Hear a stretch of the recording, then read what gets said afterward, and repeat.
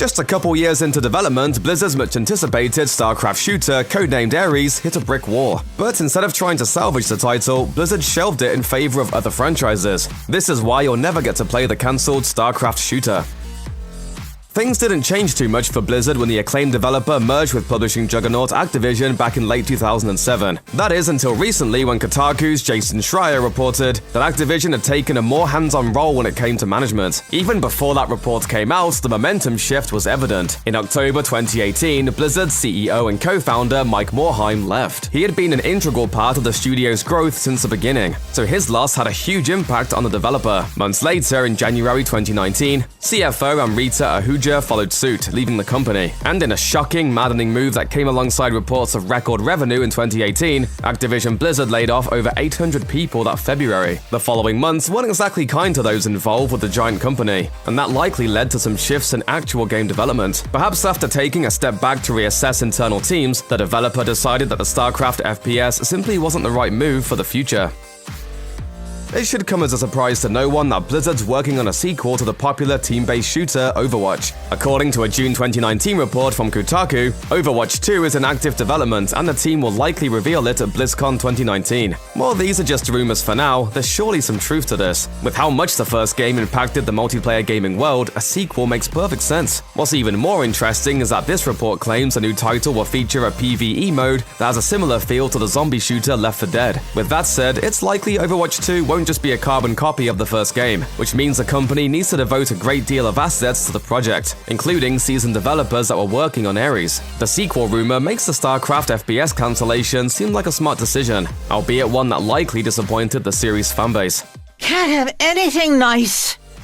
If you want to spark joy among video game fans, announce a new Diablo game. Just make sure it's a mainline series entry and not some mobile spin-off. With Diablo Immortal in the works, the gaming world will have its appetite for dungeon crawling satiated in, presumably, the near future. People will have to wait a while longer to see a true sequel to the series, but rest assured that it's in the works and already being shown off internally. According to a report from French newspaper Le Monde, members of the team's Versailles, France office have seen a build of the game very recently, and things are looking promising. Based on this information, there's a good chance that fans could get a look at the game at 2019's BlizzCon. With the team hard at work on this new project, no doubt they needed some extra hands on deck. Yet another reason to cancel StarCraft and shift focus to a game that people are pining for.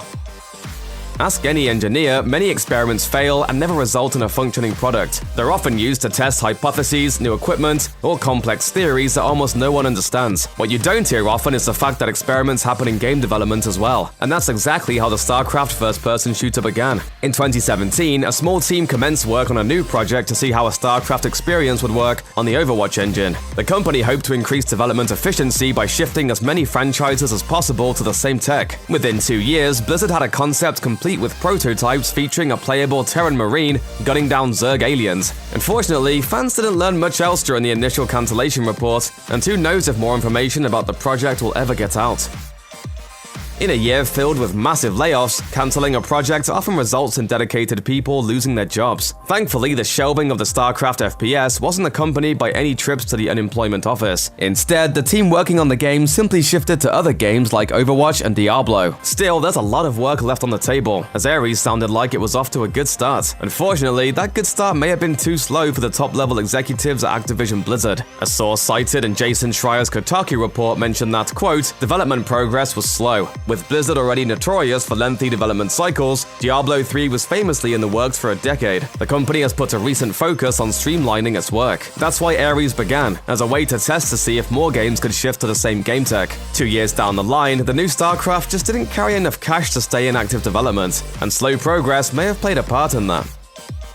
Market saturation is something that publishers have to take into consideration with new projects. There are prime examples of interesting concepts that don't perform well from a sales standpoint due to a long list of competitors. Take a game like Lawbreakers, for example. With a high-profile name like Cliff Bleszinski attached to it, one could assume that the game was due for a lengthy life cycle and a prime position in the multiplayer shooter genre. Yet merely 13 months after launch, the game's server shut off due to poor sales. Up against games like Overwatch, it didn't seem to have a chance. The FPS genre remained remains saturated as well, with franchises like Wolfenstein, Ghost Recon, and Battlefield releasing projects or content updates yearly. Battle Royales have also carved out a pretty large niche in the shooter space, which means that there's much less room for new titles to find success. They're everywhere, and they're basically inescapable.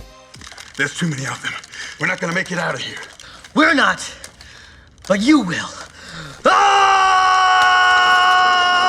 The landscape had so many shooters at this point that there was no guarantee StarCraft's FPS would have hit the lofty sales goals of a Blizzard title. That's not necessarily fatal on its own, but it certainly didn't help the game's case in executives' eyes.